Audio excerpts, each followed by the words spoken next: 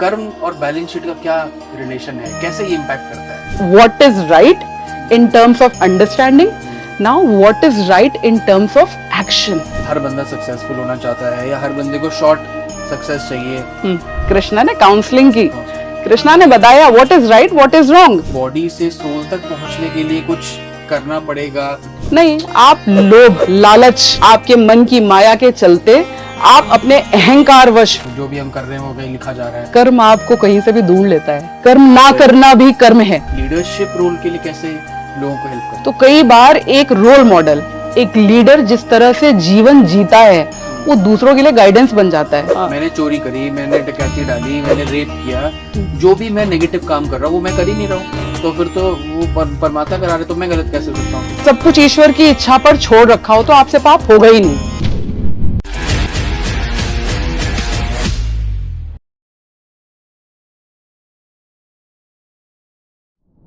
Hello, नमस्कार everyone, Radhe Radhe. तो आज हम फिर से आकांक्षा मैम के साथ हैं।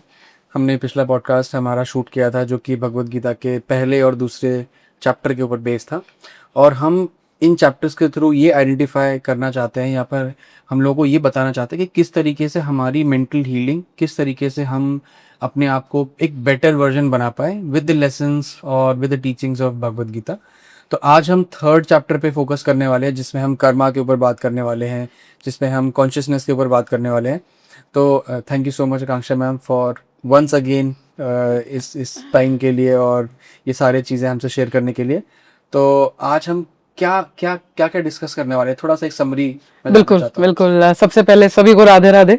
और भगवत गीता के इस थर्ड जिस चैप्टर की हम बात करने वाले हैं, मुझे ऐसा लगता है कि पूरी भगवत गीता में जो 18 चैप्टर हैं उनमें से सबसे पावरफुल ये चैप्टर है।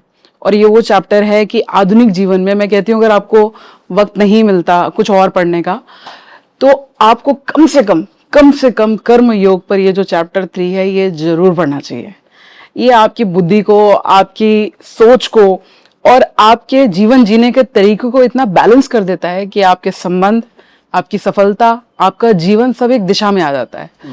तो पीछे पॉडकास्ट में बात की थी कि किस तरह से महाभारत के उस युद्ध क्षेत्र में किस तरह से अर्जुन जो अपने मन के युद्ध से लड़ते लड़ते हार गए और जाके रथ पे पीछे बैठ गए, और सारथी हैं स्वयं श्री कृष्ण, उनको बोल रहे मुझे युद्ध करना ही नहीं है। क्यों? क्योंकि ये तो मेरे अपने हैं। फिर श्री कृष्ण ने उनको अर्जुन विषाद योग जो चैप्टर 1 में उनकी स्थिति दिखाई गई है, जो हम सब लोग भी फेस करते हैं जब किसी चैलेंज में आ जाते हैं। फिर दूसरे अध्याय में बात की गई है जो है सांख्य योग। सांख्य मतलब अंडरस्टैंडिंग, क्लैरिटी, है ना, हाउ टू थिंक राइट। तो उस पर बात की गई। उसी पर बात करते करते जब कृष्ण बता रहे हैं अर्जुन को कि तुम्हें ऐसा लग रहा है तुम कुछ कर रहे हो, लेकिन तुम तो कुछ कर ही नहीं रहे हो, क्योंकि तुम ही मैं हूं, और मैं मतलब परमात्मा का अंश आत्मा। तो वहां आत्मा की बात की गई, वहां ज्ञान की बात की गई।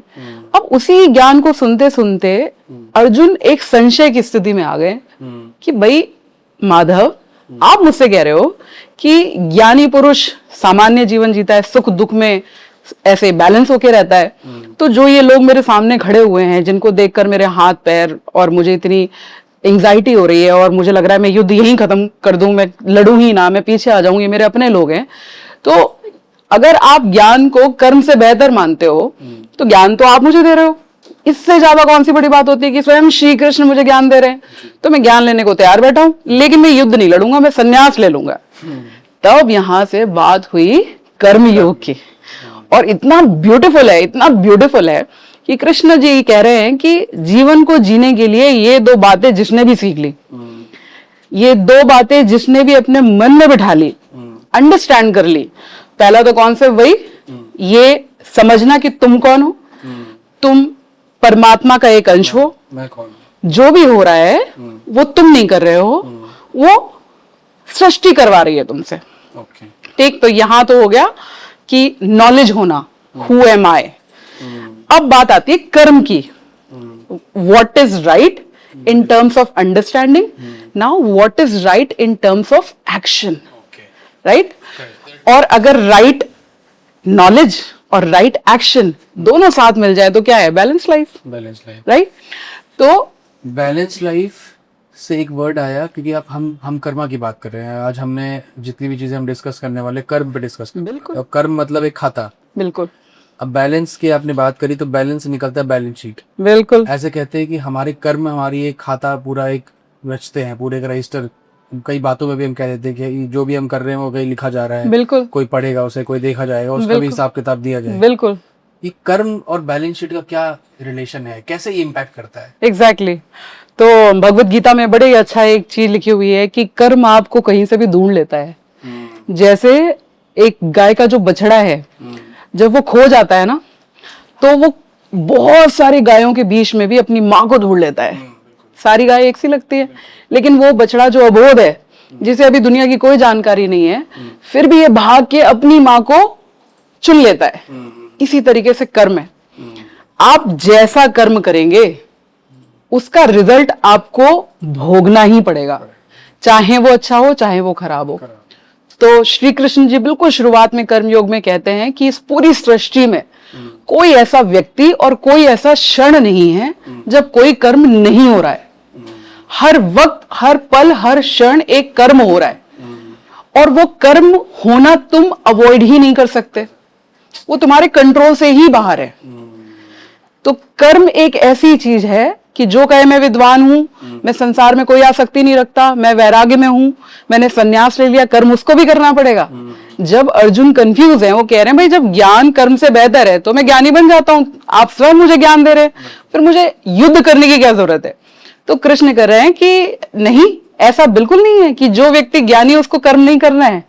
ज्ञानी भी कर्म करते हैं, और जो संसार में रहकर चीजों में उलझे हुए हैं, जो संसार की नित्य प्रतिक्रियाओं में कंट्रीब्यूट कर रहे हैं, इन्वॉल्व हैं, कर्म उनको भी करना पड़ेगा। लेकिन आप कौन सा कर्म करेंगे, कैसे करेंगे, किस नियत से करेंगे, किस प्रवृत्ति से करेंगे, इसकी समझ होना और कर्म करना, यही है कर्मयोग का मार्ग। तो श्री कृष्ण बड़ा साफ कह रहे हैं कि इस दुनिया में कोई ऐसा व्यक्ति नहीं है जो बिना कर्म करे रह सकता हो। तो जो आपने बैलेंस शीट वाली बात कही, हर मोमेंट पे कुछ ना कुछ कर्म ना करना भी कर्म है। अगर मैं यहां पर बैठी हूं और आपसे कोई बात भी नहीं कर रही हूं, खाली भी बैठी हूं, तो भी मेरी सांसें चल रही है, कर्म हो रहा है। मेरा दिमाग में किसी भी पॉइंट पर एक थिंकिंग है, कर्म हो रहा है। तो कर्म कंट्रोल करा ही नहीं जा सकता, कर्म होगा। और जो आपने बैलेंस शीट वाली बात कही थी कि आज आप जैसा भी करेंगे, छोटा बड़ा गंदा साफ, किसी के साथ धोखा, किसी के साथ प्रेम, किसी के साथ डेडिकेशन, अपने काम में अच्छा करेंगे, अपने बच्चों के साथ अच्छा करेंगे, अपनी सोसाइटी में अच्छा करेंगे, ये आत्मा के कर्म बनते चले जाते हैं। बहुत कड़ियां जुड़ती जाती हैं। हाँ, ये बिल्कुल ऐसा है जैसे मान लीजिए ये एक आत्मा है, और हर कर्म के साथ हम इस बंधन को, इस आत्मा को कर्मों के बंधन में बांध रहे हैं। तो कर्म योग क्या कह रहा है? तुम्हारा उद्देश्य, क्योंकि अब तुम्हें पता चल चुका है सेकंड चैप्टर में कि तुम आत्मा हो जो परमात्मा का एक पार्ट है, और अल्टीमेटली इस आत्मा को किसमें जाके मिलना है? परमात्मा में। बिल्कुल, ये और सरलता के साथ, अंश वहीं का ही है। हाँ, वापस वहीं जाता। और सरलता के साथ मैं समझाने की कोशिश करती हूँ। जैसे हम लोग के घर में वो फिल्टर, वाटर फिल्टर होता है। तो अगर मैं वाटर फिल्टर में से एक गिलास पानी निकालूं, तो जितना टोटल वाटर था फिल्टर के अंदर, उसका एक पार्ट मैंने निकाल दिया। तो ऐसे समझें कि जो पानी अब फिल्टर के अंदर बचा है वो है परमात्मा, और ये जो एक गिलास मैं निकाल के लिया ये है आत्मा। अब इस आत्मा को इस संसार में, सृष्टि में मैंने 20 साल के लिए, 40 साल के लिए, 5 मिनट के लिए भी छोड़ा, तो इसमें होने वाली घटनाओं का प्रभाव इस आत्मा पे पड़ेगा। क्या अब मैं इसको उस वाटर फिल्टर वाले पानी के साथ मिला सकती हूँ? नहीं। क्यों? क्योंकि अब ये दूषित हो चुकी है, इस पर हर अच्छे पूरे पानी को भी बुरे वातावरण का प्रभाव पड़ा है। लेकिन अल्टीमेटली जीवन का अंत क्या है कि इस पानी को इस फिल्टर के पानी में जाके मिलना है। तो किससे होकर निकलना पड़ेगा? प्यूरिफिकेशन। करेक्ट। प्यूरिफिकेशन, जब आप इस समाज में आए, इस सृष्टि में आए, एक आत्मा के रूप में आए, तो आपने पहले जैसे भी कर्म किए हैं उसके सारे बंधन इसके साथ हैं, अच्छे भी बुरे भी। हर अच्छे कर्म के साथ आप इस बंधन को कम कर रहे हैं, प्योरीफाई हो रहे हैं। जितनी जल्दी ये प्योरिफिकेशन का प्रोसेस खत्म हो जाएगा उतनी जल्दी आप परमात्मा के साथ मिल जाएंगे, जिसे हम मोक्ष कहते हैं, राइट? तो ये मोक्ष का कॉन्सेप्ट यहाँ से निकल एग्जैक्टली मतलब इसकी डेफिनेशन हर व्यक्ति की अलग अलग हो सकती है, लेकिन मुझे जो अपनी अंडरस्टैंडिंग कहती है, जो मैंने इन चीजों को पढ़ा है, समझा है, मेरी अंडरस्टैंडिंग ये कहती है कि ये परमात्मा है, ये आत्मा है, ये इसी का अंश है, और इस अंश को अल्टीमेटली अपने सोर्स में जाना है। और सोर्स में जाने के लिए जो हम जीवन जीते हैं वो उसकी अवधि कुछ भी हो सकती है। आप कभी कभी पाएंगे कोई बच्चा पैदा होता है, 2-2.5 महीने जीता है और चला जाता है, किसी की कोई 99 साल तक जी रहा है, कहीं पर लोग 100 साल से भी ऊपर जीते हैं, कुछ लोग एक्सीडेंट में मर जाते हैं, कुछ लोग पूरे शरीर के अंग खत्म हो जाते हैं तब भी उनकी प्राण प्रक्रिया खत्म नहीं होती। तो एक कार्मिक अकाउंट है, आप जैसे भी कर्म करेंगे आत्मा के ऊपर उसके निशान होते हैं, वो निशान आपको कम करने पड़ेंगे, अच्छे कर्म करके, साफ कर्म करके, नियति को सपोर्ट करने वाले, इस यूनिवर्स का जो एक नेचुरल साइकिल ऑफ लिविंग है उसको कंट्रीब्यूट करके। पूरा कर्म योग इन्हीं के बारे में बात कर रहा है। स्वधर्म क्या है, निष्काम कर्म क्या है, किस तरह से आप रोल मॉडल बनते हो, आपकी प्रवृत्ति के हिसाब से कौन से काम होते हैं। कई लोग एक चीज को लेके और भी बोलते हैं कि हम जैसे कि अभी आपने बोला आत्मा परमात्मा, तो आत्मा क्या हुआ? सोल, ठीक है। हम पैदा होते हैं एक बॉडी के साथ और एक सोल के साथ में, लेकिन इस बॉडी से लेके सोल तक की भी कुछ जर्नी है। एग्जैक्टली क्योंकि शायद मेरी बॉडी के जो एक्शंस हैं वो मेरे सोल से कनेक्टेड हो सकते हैं, या मेरे सोल के चीजें मेरी बॉडी से कनेक्टेड हो सकती हैं। तो क्या ये दोनों अलग हैं, या मुझे बॉडी से सोल तक पहुंचने के लिए कुछ करना पड़ेगा?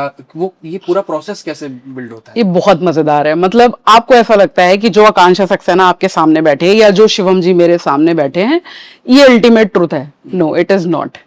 मेरे और आपके अंदर जो आत्मा है, मतलब ये जो इतना बड़ा शरीर दिख रहा है, ये अगर एक स्केल बनाया जाए ना कि कौन मजबूत है और कौन कमजोर है, अगर उसका एक पैरामीटर क्रिएट किया जाए तो ये शरीर जो हमें दिखता है ये कमजोर है हमारी इंद्रियों से।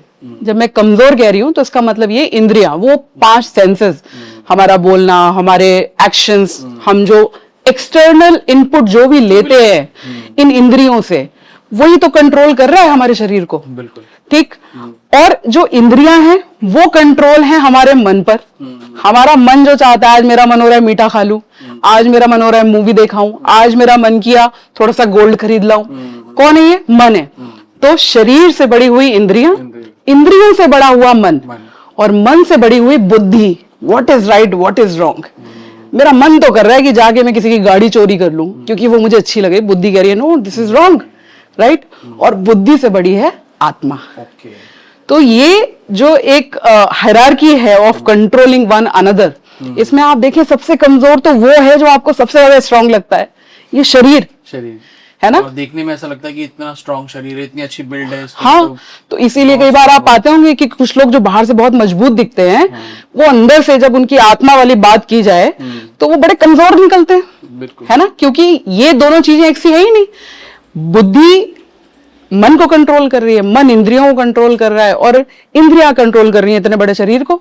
तो इन सब कंट्रोलिंग पावर्स में अलग अलग, जैसे कहेंगे कि अलग अलग लेवल की, मैं कहूंगा अलग अलग डेजिग्नेशन है, सबके अलग अलग रोल, एग्जैक्टली, रिस्पॉन्सिबिलिटीज हैं। तो ऐसे में ये जो फास्ट पेस वर्ल्ड है जहाँ पे बहुत कंपैरिजन हो रहा है आजकल, हर बंदा सक्सेसफुल होना चाहता है या हर बंदे को शॉर्ट सक्सेस चाहिए, ऐसे में कोई कैसे अपने आप को फोकस रख सकता है? क्योंकि हर मूवमेंट पे वो मेरे से आगे निकल गया, उसने गाड़ी ले ली, इसने मंगला, हर मूवमेंट पे कदम कदम पे कंपैरिजन, तो मैं फोकस कैसे रह पाऊंगा? एग्जैक्टली। तो जैसे हमने शुरू में कहा था कि हम शॉर्ट इंद्रियां कैसे कंट्रोल, इंद्रियां, एग्जैक्टली। तो हम हर सवाल का जवाब ढूंढेंगे किधर ही, इधर भगवत गीता के अध्याय 3 कर्म योग में। कर्म योग बहुत स्ट्रांगली कहता है स्वधर्म।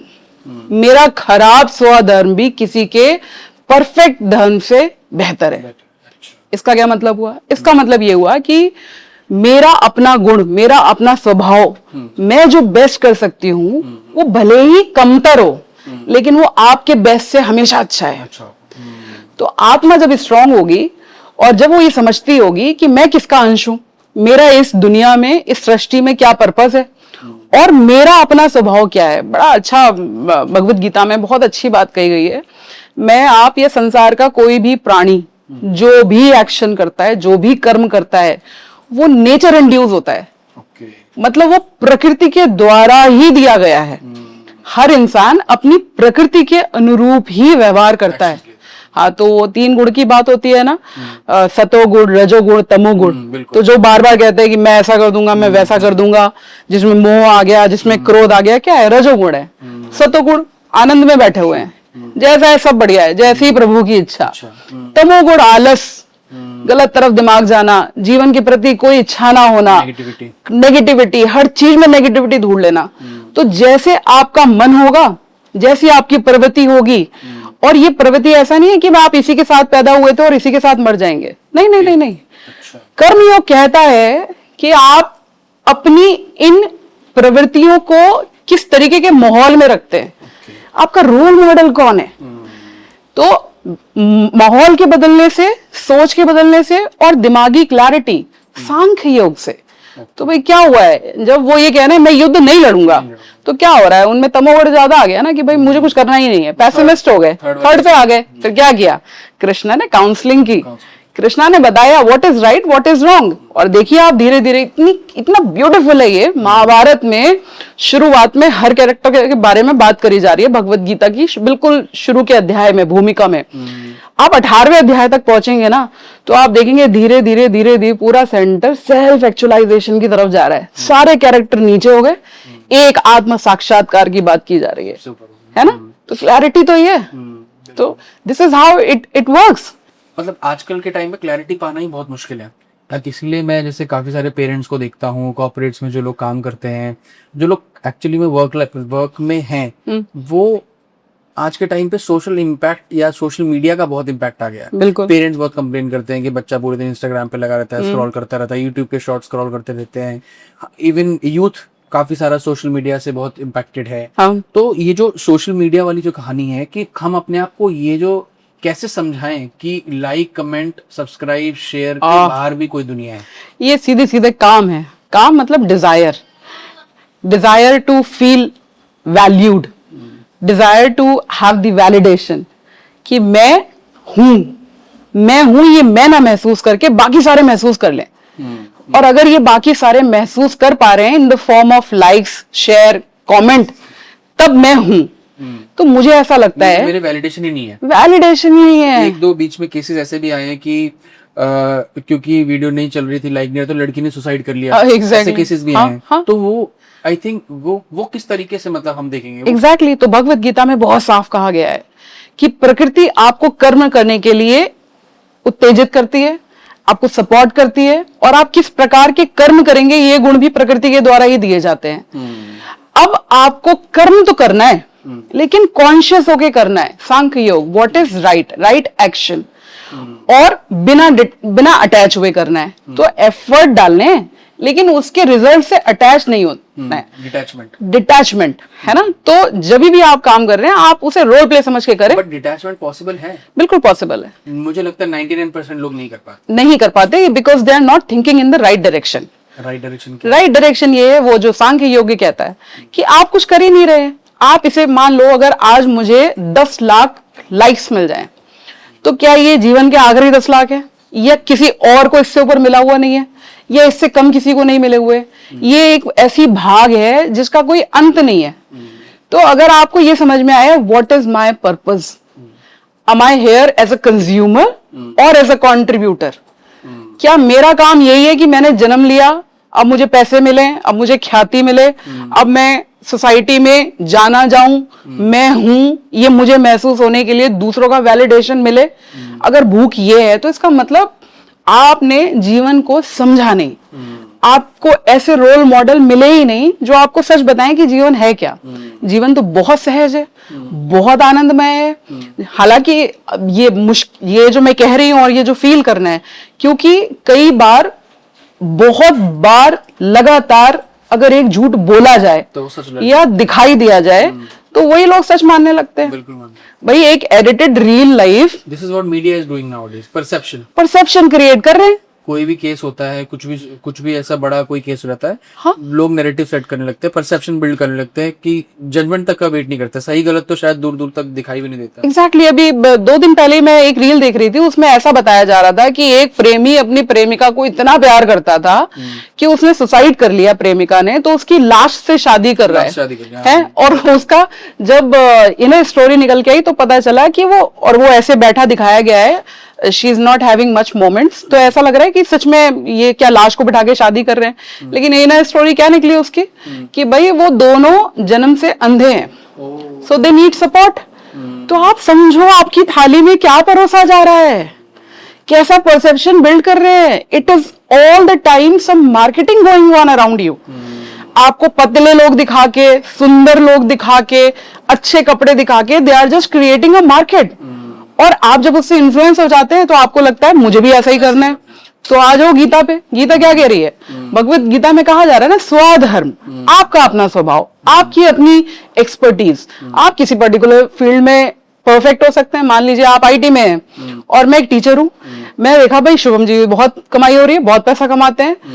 मैंने क्या किया? कंपैरिजन किया, और कंपैरिजन के चलते मैंने आपके जैसे बनने की कोशिश की। तो मैंने क्या किया? स्वधर्म पीछे कर दिया। कंपैरिजन करके मैं आपकी चीज को अपनाना चाह रही हूं, लेकिन वो मेरा स्वभाव नहीं है, वो मेरी प्रकृति नहीं है, वो मेरा धर्म नहीं है।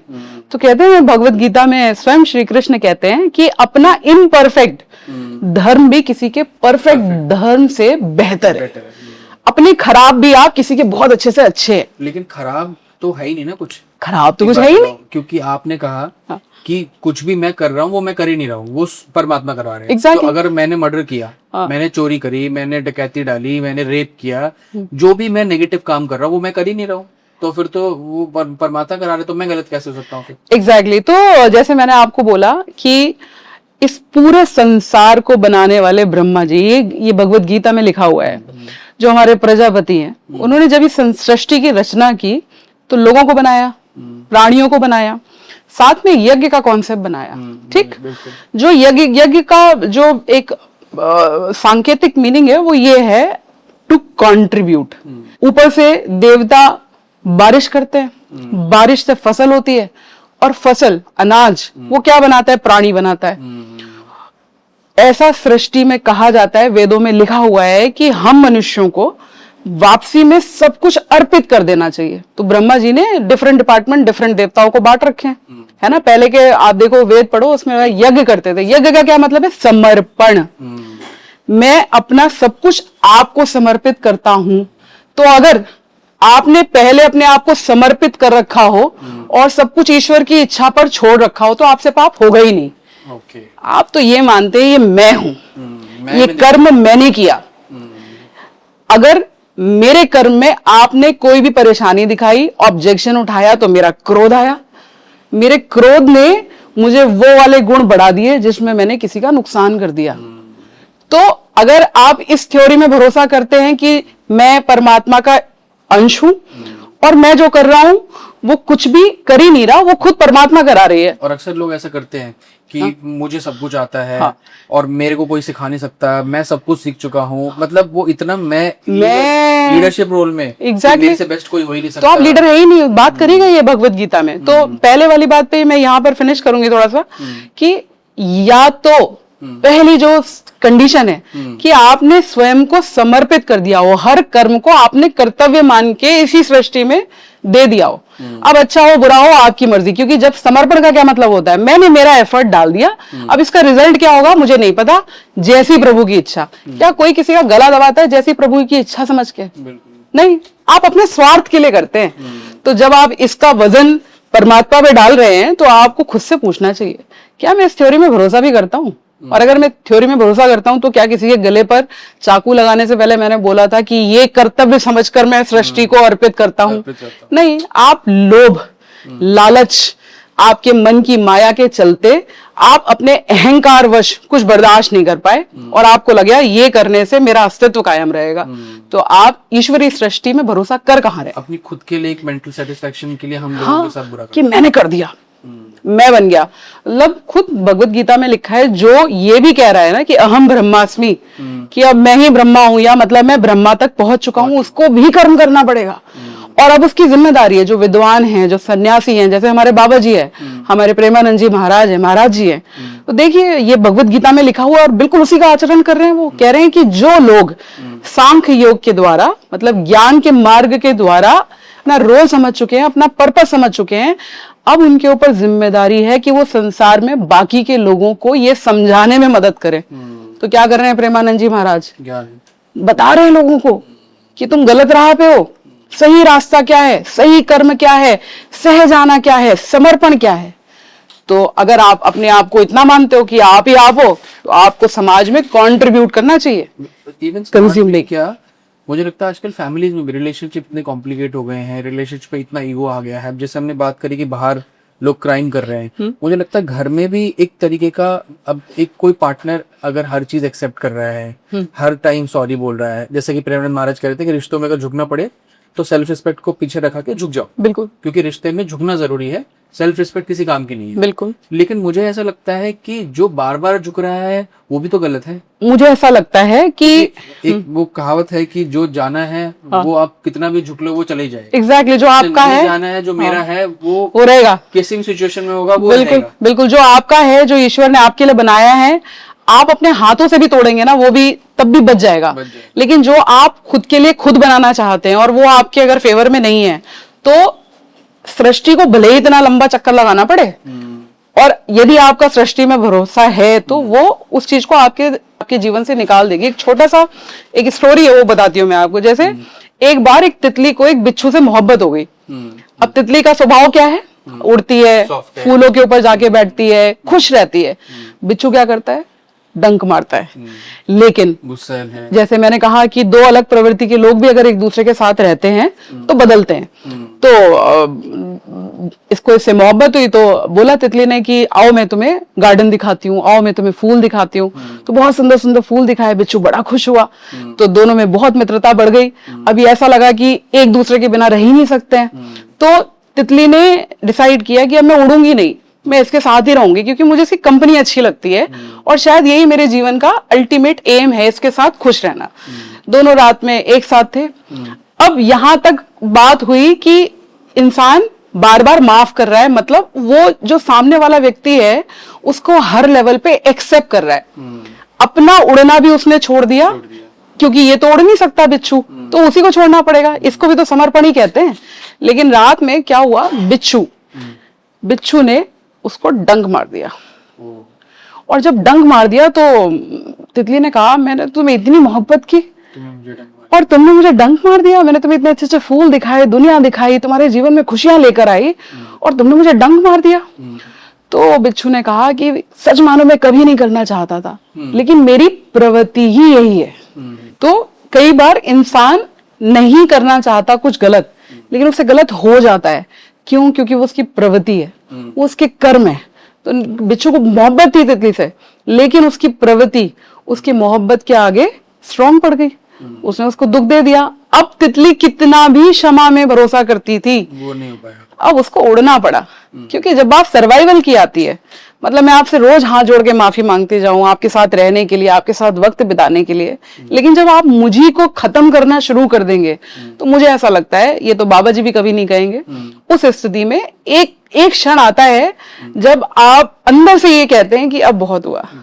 और मुझे लगता है अपने मानसिक स्वास्थ्य की जिम्मेदारी सबसे पहले आपको लेनी पड़ेगी।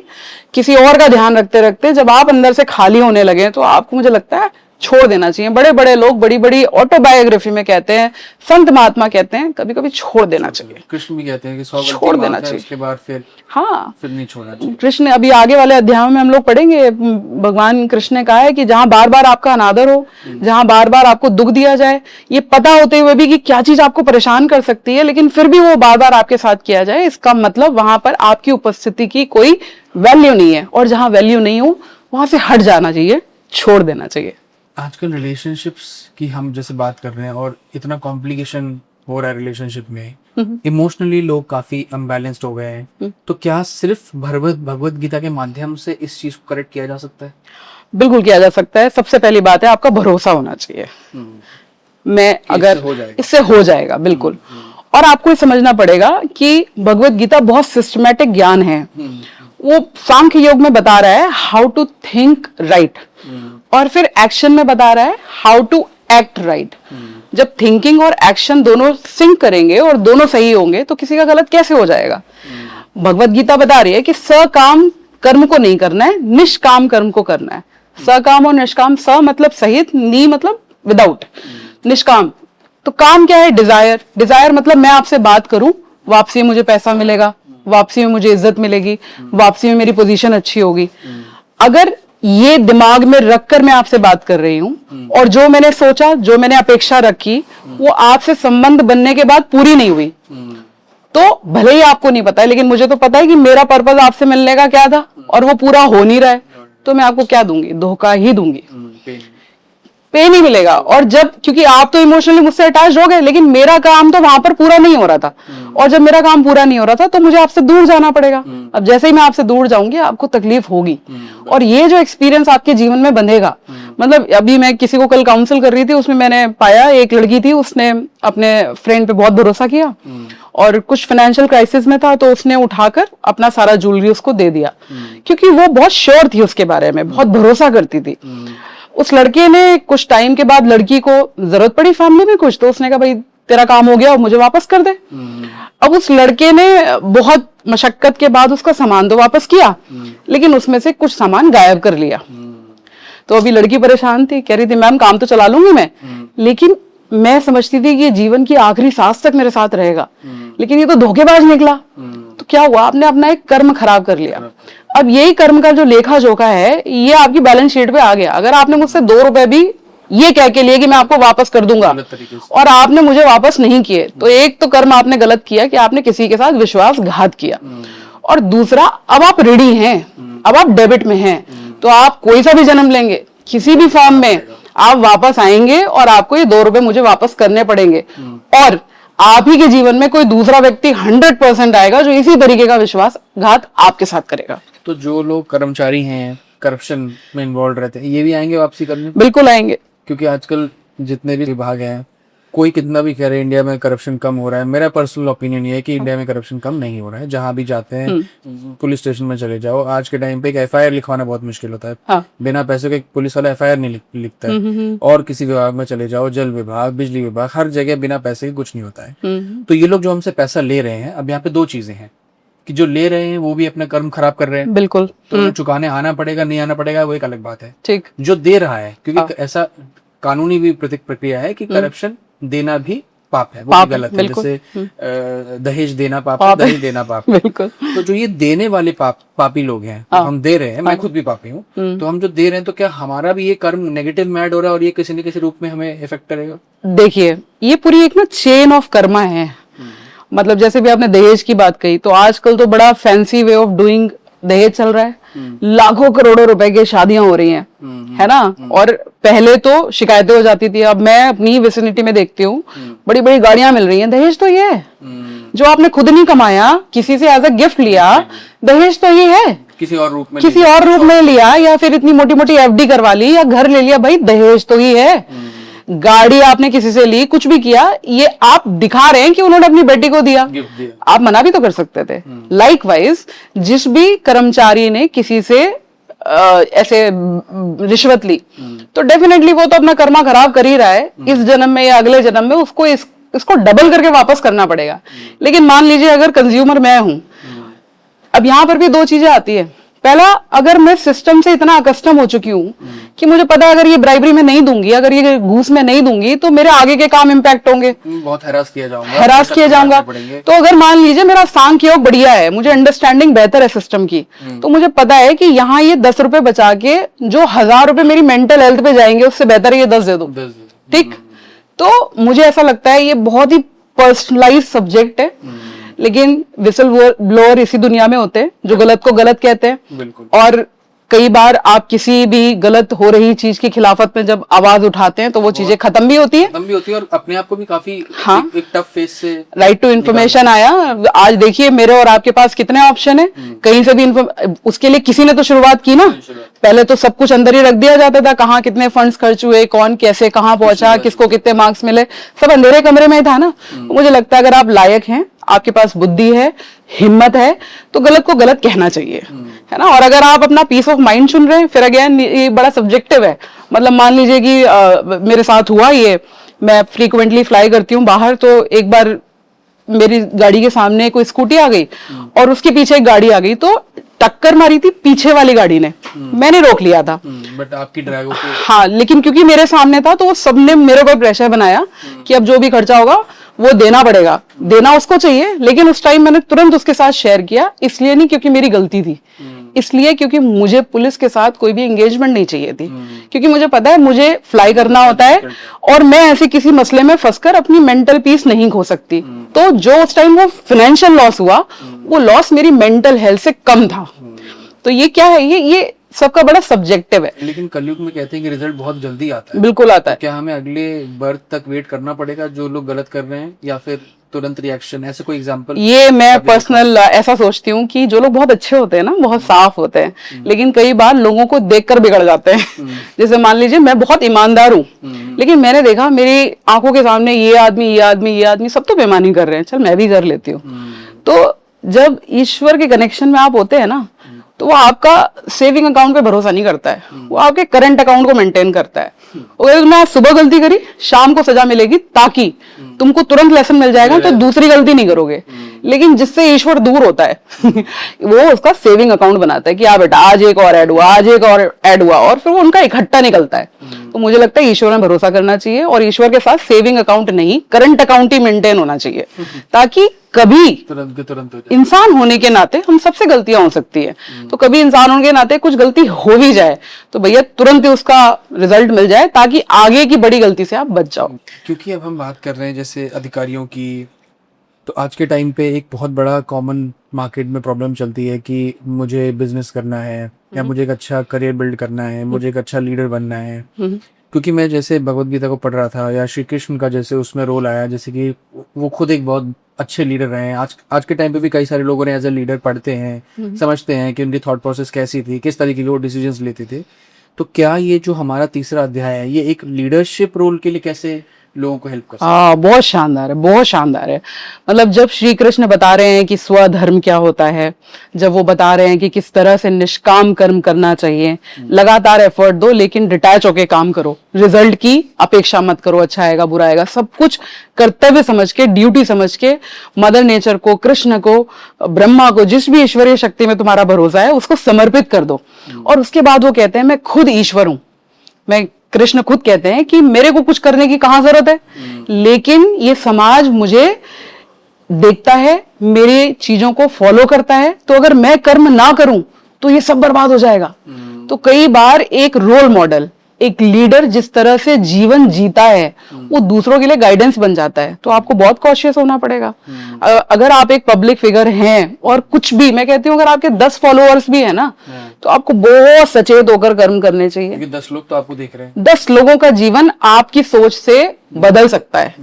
तो बहुत बड़ी बात नहीं कर रही हूं मैं, लेकिन अगर आप किसी भी फॉर्म में किसी के लिए भी रोल मॉडल का काम कर रहे हैं, तो आपके कर्म इतने अच्छे होने चाहिए, इतने सटीक, इतने अवेयर होने चाहिए कि उससे किसी का नुकसान ना हो। ये जो जितने भी आजकल इन्फ्लुएंसर्स हैं जो गलत तरीके का कंटेंट परोस रहे हैं लोगों को, उनसे लाखों लोग जुड़े हुए हैं, बिल्कुल, जो इम्पैक्ट होता है, तो क्या वो सही कर्म में आएगा या बुरे कर्म में आएगा? मैं इसको तो ऐसे मानती हूँ कि इंडिया में ना कोई भी किसी भी तरीके का किसी भी स्तर का कंटेंट बिकता है, क्योंकि इंडिया का जो डेमोग्राफी है ना, उसमें हर तरीके के लोग हैं, सबका एजुकेशन लेवल अलग है, सबका समझ अलग है। इस पॉडकास्ट को भी सारे लोग नहीं देखेंगे। जो लोग खुद पर काम करना चाहते हैं वो इसको छोड़ के नहीं जाएंगे, और जो अपने आप को ब्रह्मा मान के बैठे हुए हैं, मुझे इसकी क्या जरूरत है, मुझे तो सब आता है ना। तो ज्यादा है। हाँ, अगर जो सस्ता कंटेंट बिक रहा है, जो कम कपड़े पहन के डांस करके, मतलब आप देखिए, मैं कहती हूँ आप अपनी कला को इज्जत दिलाना चाहते हैं या उसकी बेइज्जती कराना चाहते हैं, ये आपके अपने हाथ में है ना। लोगों को उससे मतलब नहीं है, लोगों को तो फॉलोअर्स चाहिए। लोगों को फॉलोअर्स चाहिए, तो क्या है, ये रिजल्ट ओरिएंटेड है ना।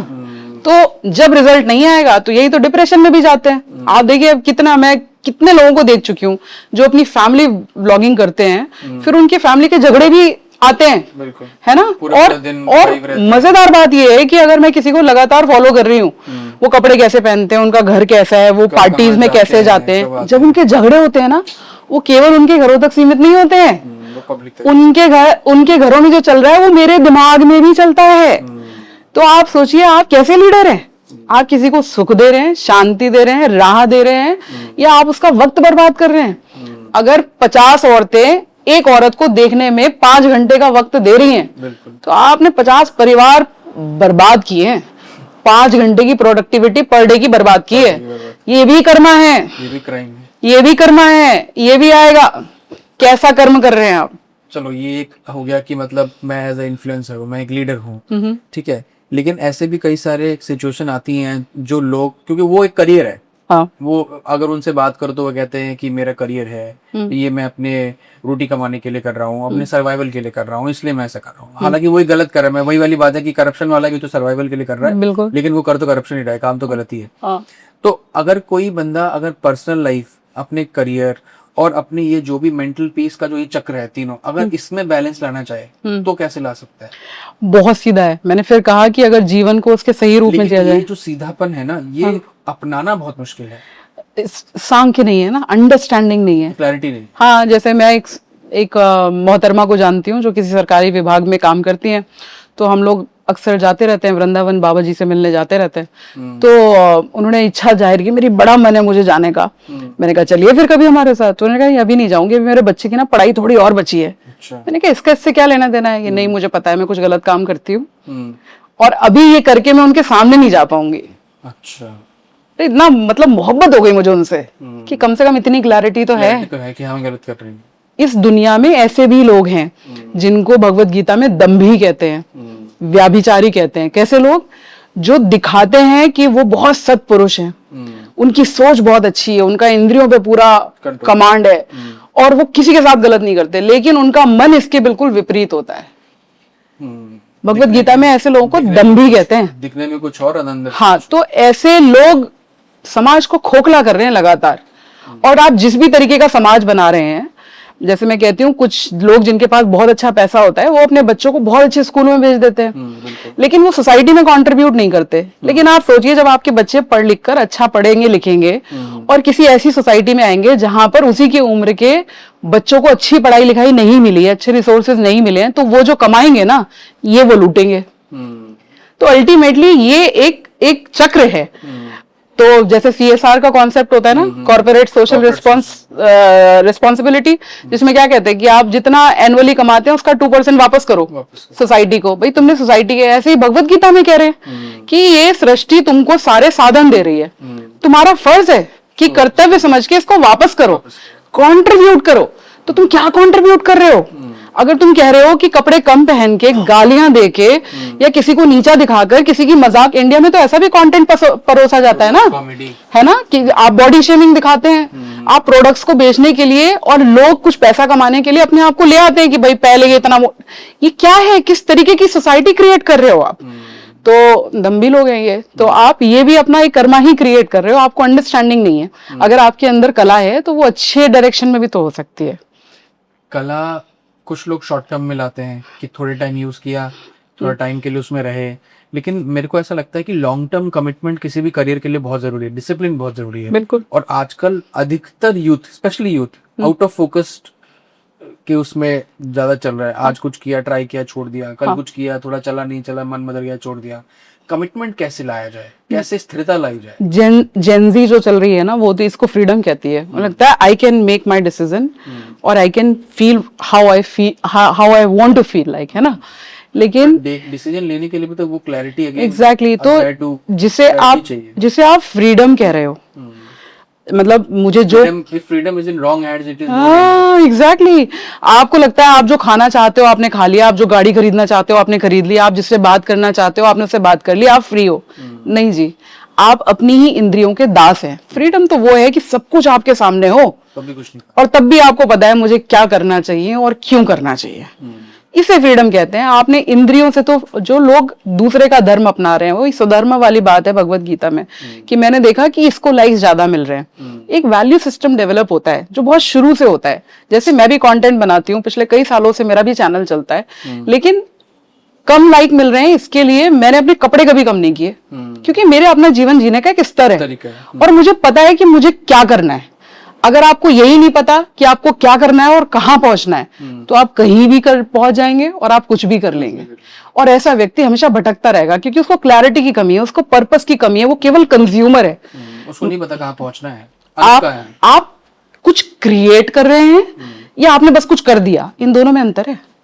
Are you creating a value for the society या बस डूइंग समथिंग और doing something just to get some money? तो ये शॉर्ट टर्म इनसाइट्स हैं, ये लॉन्ग टर्म नहीं है। और ये फिर इसमें गलती है रोल मॉडल्स की। मतलब हमारे पास फॉलो करने के लिए कैसे लोग हैं, हम किन लोगों को देखकर आगे बढ़ रहे हैं, हमारा सोर्स ऑफ इंस्पिरेशन क्या है। हमारा सोर्स ऑफ इंस्पिरेशन अगर महंगे महंगे ब्रांड्स हैं, कहीं अच्छी जगहों पर ट्रैवल करना है, तो इससे हम कहां तक पहुंचेंगे? मतलब क्यों बात नहीं होती कि किरदार कैसा होना चाहिए? कहाँ तक पहुंचेंगे? मुझे लगता है कि अक्सर लोगों के पास ना एंड लाइन ही नहीं है और क्योंकि एंड लाइन नहीं है तो मुझे पता नहीं कि मुझे पहुंचना कहाँ है। एग्जैक्टली। क्योंकि मैं अगर घर से निकला हूँ और मुझे क्लैरिटी है मुझे इंडिया गेट जाना है, तो मुझे पता है मुझे मेट्रो से जाना है, रोड से जाना है, ट्रैफिक होगा नहीं होगा, मैं कैसे पहुंचूंगा, इतने बजे जाना है, तो मुझे क्लैरिटी है तो मैं एकदम पहुंच जाऊंगा और मुझे शायद वो टेंशन भी ना हो।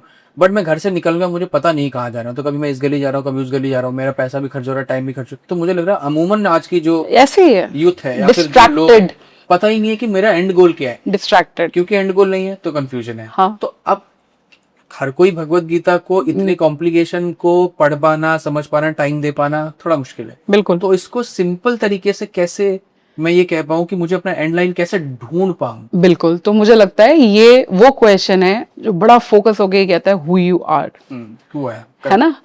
तो हर व्यक्ति को, ये इतनी अच्छी व्यवस्था है प्रकृति की कि इस दुनिया में हर छोटे से छोटा, बड़े से बड़ा, गरीब अमीर, बिना किसी कंपैरिजन के, बिना किसी क्लासिफिकेशन के, हर व्यक्ति के पास कोई एक ऐसा गुण है जो दूसरे में नहीं है।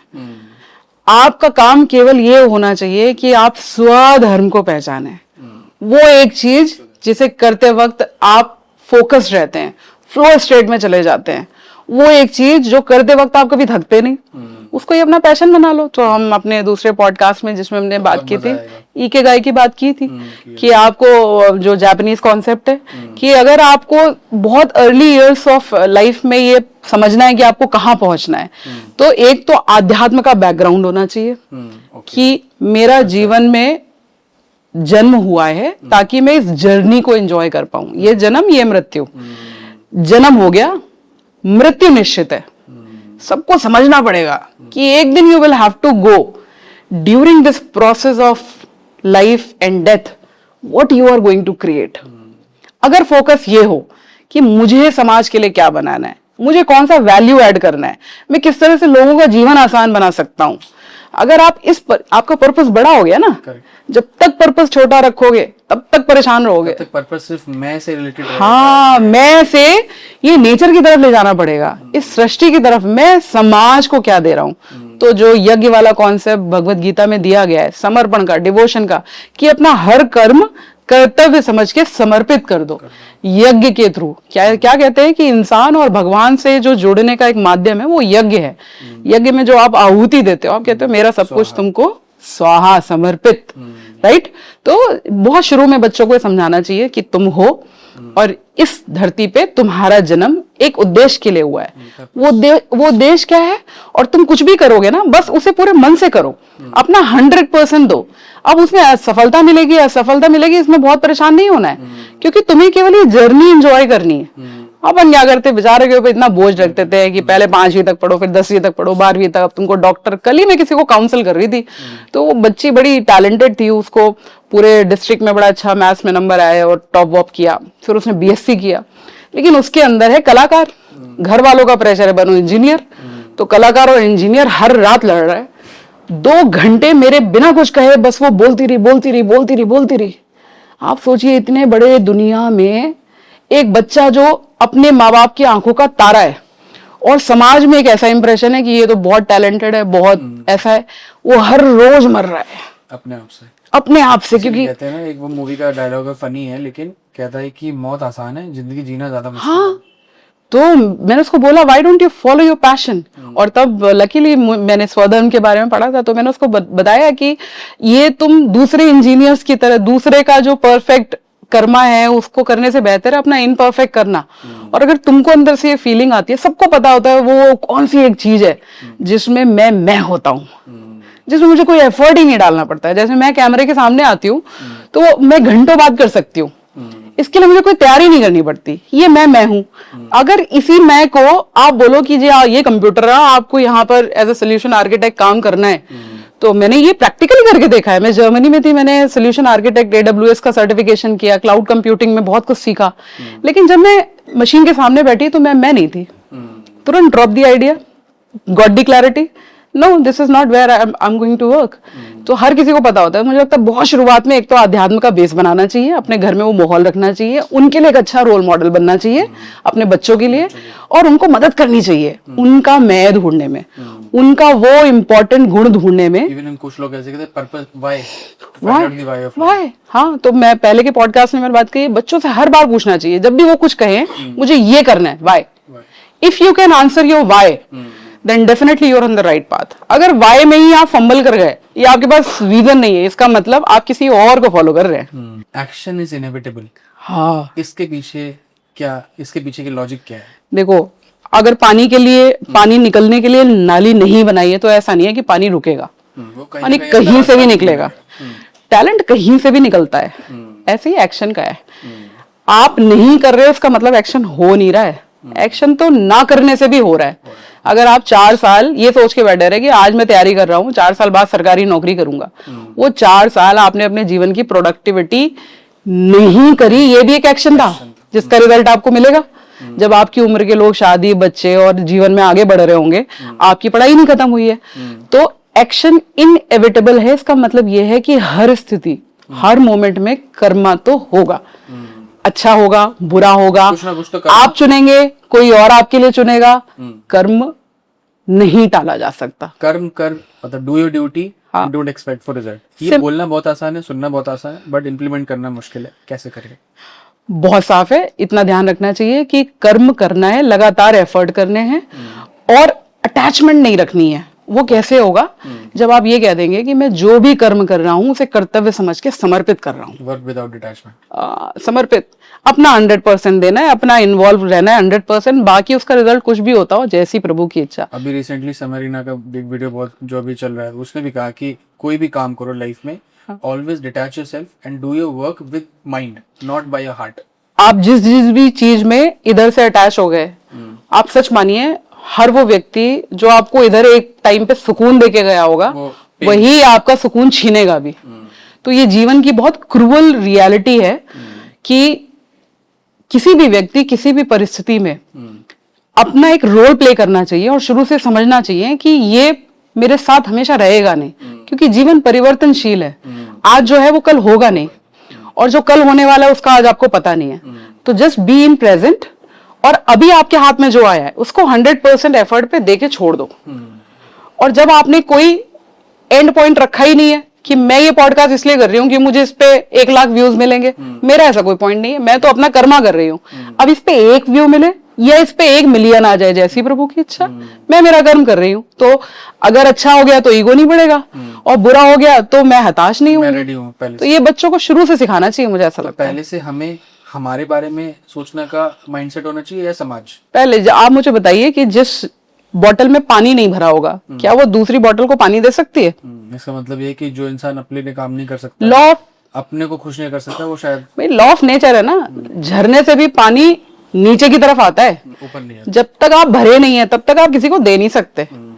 ज्ञान भी देने के लिए ज्ञान होना पड़ेगा, किसी को हील करने के लिए, हेल्प करने के लिए पहले आपको विद्वान, भाई ये रास्ता कहाँ जाता है ये बताने के लिए पहले आपको खुद उस रास्ते से निकलना पड़ेगा। अगर आप प्रैक्टिकल किताबें पढ़ के हुए, पोती पढ़ पढ़ जग हुआ पंडित बयाना कोई, है ना, तो आपको उस फीलिंग से निकलना पड़ेगा। ढाई आकर प्रेम के पढ़े सो पंडित हो, इसका मतलब प्रेम से नहीं है। इसका मतलब ये है कि जब प्रैक्टिकली आप उससे होकर निकलते हैं तब आप जो गाइडेंस दे सकते हैं वो कोई और नहीं दे सकता। इसलिए कहते हैं किताबी ज्ञान और रियल लाइफ एक्सपीरियंस में बहुत फर्क है। स्क्रिप्टेड है ना वो तो, कि वो प्रैक्टिकली जब आता है तो सबकी सिचुएशन बदल जाती है। और अगर कोई, क्योंकि ये आजकल बहुत कॉमन है, अक्सर यूथ में है कि मेरे को इस पे बहुत ट्रस्ट था, इसने मेरा भरोसा तोड़ दिया, उस टाइम पे जो डिस्ट्रेस होता है, या उस टाइम पे हमारे बॉडी के जितने इमोशंस ब्रेक होते हैं, उसको समेट के वापस से बिल्ड करना बहुत मुश्किल है। हम्म। वो चीज कमिटमेंट या वो एक तरीके से वो हैबिट कैसे बिल्ड करी? वो मुझे लगता है बहुत शुरू से ये समझना पड़ेगा आपको कि किसी भी सिचुएशन में आप अपने हिस्से का कंट्रोल कर सकते हैं। ओके। कोई भी घटना जो घट गई है उसको स्वीकार करने के अलावा आपके पास कोई ऑप्शन नहीं है, क्योंकि जिस व्यक्ति को आपके साथ अच्छा करना था या बुरा करना था वो पहले ही सोच चुका था। आपको तो विटनेस, हमें नहीं पता था। आपको तो विटनेस अब हो रहा है। जैसे मैंने आपको एग्जांपल दिया कि जब वो जिसको मैंने काउंसलिंग किया तो उसे उस गहनों के बैग में से कितने गहने निकालने थे ये उसने पहले ही सोच लिया था। पता तो इसको अब चला था। तो जब पता चला, जब आत्म साक्षात्कार हुआ कि मैंने जिस पे इतना भरोसा किया वो मुझे चीट भी कर सकता है, वो मेरे साथ धोखा भी कर सकता है, तो अब आपके पास एक ही ऑप्शन है, आंखें बंद करिए, माधव को बोलिए आपने मेरी राह क्लियर की। क्योंकि मॉनेटरी लॉसेस को तो आप सहन कर सकते हैं। गलत इंसान साथ जितना लगेगा उतना ज्यादा। भाई अगर आप एक गलत ट्रेन में चढ़ गए, जितना गलत जाओगे आगे उतना ही वक्त वापस आने में लगेगा। तो पहले स्टेशन पे पता चल गया आप गलत ट्रेन में थे, तो अब आपको आगे की जर्नी गलत आदमी के साथ करनी नहीं है। तो मुझे लगता है जब आप ईश्वर को सब कुछ समर्पित करके रखते हैं तो आपको लगता है कि अच्छा हुआ या जो भी बुरा हुआ ये आपको पता था, आपने मेरे साथ अच्छा ही किया होगा, और अब बस मुझे इतनी हिम्मत दीजिए कि मैं इसको स्वीकार लूं। जितनी जल्दी स्वीकार लेंगे उतनी जल्दी आप मूव ऑन कर जाएंगे। जिस तरीके की सिचुएशन अभी ग्लोब में चल रही है, ओवरऑल दो देश आपस में भिड़ रहे हैं, लड़ाइयाँ हो रही हैं, काफी और लोगों को इसका इम्पैक्ट भी हो रहा है। क्या भगवत गीता हमें कुछ सिखाती है इससे, या फिर बाकी लोगों को इसका इम्पैक्ट जो हो रहा है वो कैसे ओवरकम करे? मतलब ओवरऑल इस वॉर को आप कैसे देखती हैं, being somebody who is talking about Bhagavad Gita and explaining people about Bhagavad Gita? बिल्कुल। तो ये आजकल प्रेजेंट टाइम में बहुत बड़ा मेंटल हेल्थ का इशू बन चुका है, मैं आपको बता दूं। क्योंकि युद्ध केवल दो देशों के बीच में नहीं होता है, वो हर लोग जो उन दो देशों से किसी भी तरीके से जुड़े हुए हैं वो उस देश के छोटे तबके के व्यक्ति तक को इम्पैक्ट करता है। होता क्या है, जैसे अभी मैंने कल सुना कि मेरा एक कजिन है, उसको 3 महीने से एक एयरलाइंस ने पेमेंट नहीं किया। क्यों नहीं किया? क्योंकि पूरा एयर ट्रैफिक डिस्टर्ब हो चुका है ना। जब उसके परिवार में पैसा नहीं पहुंचेगा तो उसकी जरूरतें इंपैक्ट होंगी, जब जरूरतें इंपैक्ट होंगी तो रिश्ते खराब होंगे, जब रिश्ते खराब होंगे तो किसके लिए जी रहे हो आप, है ना। लोग फिर बहुत ज्यादा फाइनेंशियल बर्डन में आ जाएंगे तो सुसाइड तक कर लेते हैं, है ना। तो इस स्थिति में अब पहली चीज तो ये, फिर भगवत गीता के उस पर जाओ, जो भी हो रहा है तुम कुछ कर ही नहीं रहे हो। क्या तुमने कहा था जाके लड़ाई कर लो? तुमने तो कुछ कहा नहीं था। अब उसकी इम्पैक्ट, क्योंकि आप इस सृष्टि का एक हिस्सा हैं। फिर जो हम कह रहे हैं कि हम सब लोग परमात्मा का एक अंश है, और परमात्मा जो इस सृष्टि की रचना की है उसमें जो भी व्यक्ति है इसका एक भी पार्ट है ना, तो इस पे जो भी इम्पैक्ट होगा वो आप पर भी आना ही आना है। मुझे लगता है थोड़ी शांति रखनी चाहिए और ईश्वर पे भरोसा रखना चाहिए, क्योंकि प्रकृति का बड़ा प्यारा सा रूल है, वो जिसको जीवित रखती है ना उसके पेट भरने की पूरी जिम्मेदारी लेती है। अब आपका मोह बहुत है, आप में चिंता बहुत है, आप में इनसिक्योरिटी बहुत है कि मुझे उतना नहीं मिलेगा, तो this is the time you need to understand. क्योंकि जो लोग लड़ रहे हैं वो भी तो इसी पे लड़ रहे हैं, उनको इतना नहीं, इनको उतना चाहिए, किसी को कुछ ज्यादा चाहिए, है ना। तो डिजायर तो ये है, तो आपको तो मुझे लगता है उनसे सीखना चाहिए कि चीजों को छोड़कर जीवन की क्वालिटी पर ध्यान देना चाहिए। और इंसान की बहुत बेसिक, कोविड ने सिखाया हमको, घर का खर्चा 10,000 से ऊपर था ही नहीं कभी। ये जो हम 10 से 1 लाख और 2 लाख और 10 लाख तक लेके गए हैं, ये हमारा सकाम नहीं है, हमारी डिजायर्स लेके गई हैं। तो आपको, मुझे ऐसा लगता है ये जो भी युद्ध चल रहा है और उसका इम्पैक्ट बड़े बड़े देशों पे, लोगों की नौकरी पे, इतने अट्रिशन हो रहे हैं, आईटी में लोगों की नौकरियां जा रही हैं, खत्म कुछ नहीं होने वाला है। सब जिएंगे, इधर ही जिएंगे। जब भी कुछ नया आता है तो पुराना कम होता हुआ दिखता जरूर है, लेकिन ये इसी सृष्टि का एक भाग है। और आपको फिर सोचना पड़ेगा कि जन्म और मृत्यु में एक जीवन के क्वालिटी ऑफ लाइफ अच्छी होनी चाहिए, और उसके लिए आपको समझना पड़ेगा कि कुछ भी आप छाती पे रख के ले नहीं जाएंगे। तो जितना है उसमें संतोष करें, ईश्वर पे भरोसा करें, और प्रकृति के इस रूल पर अपना 100% विश्वास बनाए रखें कि जब तक आप जीवित हैं आपको किसी के सामने हाथ नहीं फैलाना पड़ेगा। हाथ तभी फैलाना पड़ेगा जब आपको 15 नहीं 45,000 का फोन चाहिए, तभी फैलाना पड़ेगा जब आपको जी रोटी नहीं पास्ता खाना है ना। तो अपनी जरूरतें कम करनी चाहिए और बड़ा सोचना चाहिए, और तुरंत कुछ ऐसा सोचना चाहिए, कुछ ऐसा क्रिएट करना चाहिए जो सोसाइटी को और आपको संतुष्टि दे। Become a contributor, not a consumer. चलिए, thank you so much Akanksha ji. अगर आप पॉडकास्ट के इस फेज तक आ चुके हैं, यहाँ तक आ चुके हैं, तो मुझे लगता है आज आपने इस जो भी हमारा डिस्कशन रहा, मैं इसे पॉडकास्ट नहीं कहूँगा, मैं इसे पूरा एक तरीके की मास्टर क्लास कहूँगा, क्योंकि आज जो भी हमने बात करी वो बहुत ही रियलिस्टिक थी। हमने सिर्फ ये नहीं बात करी कि भगवद गीता में क्या लिखा है, मैंने आपकी ज़िंदगी से जुड़े हुए जो बहुत ही रियलिस्टिक दिन ब दिन आप अपने आसपास जो समस्याएं देखते हैं, प्रॉब्लम देखते हैं, वैसी बातें करी, और जिसके मुझे बहुत ही संतोषजनक जवाब मिले।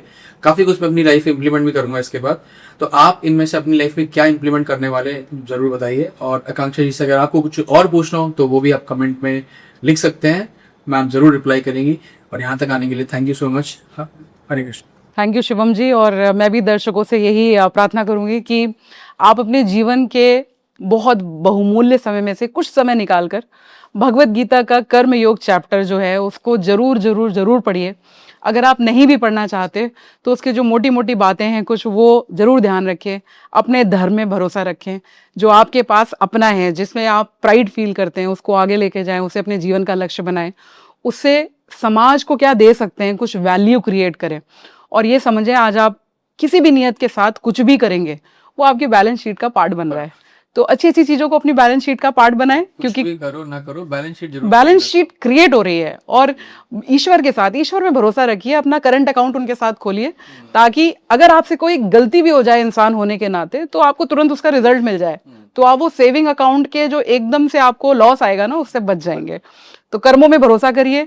कुछ भी करते वक्त ये सोचिए कि आपके कर्म से किसी का मन दुखी ना हो, किसी की मन की बद्दुआ ना लगे आपको। अच्छा करिए, अच्छा सोचिए, अच्छा बढ़िए। ईश्वर सबके साथ है, रोटी पानी की कहीं कोई कमी नहीं है, जीवन बहुत सहज है। मन को और दिमाग को शांत रखिए। Right action with right knowledge will always give you a balanced life. Radhe Radhe.